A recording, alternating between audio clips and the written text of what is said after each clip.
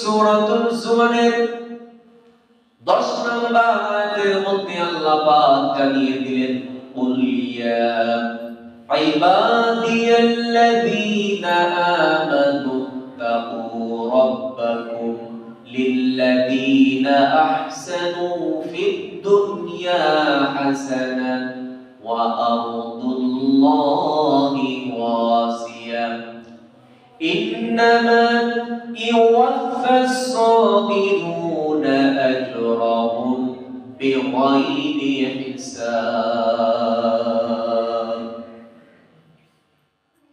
আল্লাহ পাক রব্বুল আলামিন মুমিনদেরকে জানিয়ে দিলেন, তাদেরকে একটি রাস্তা দেখিয়ে দিলেন।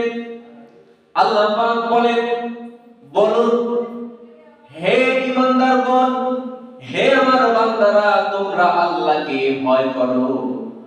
এই কথা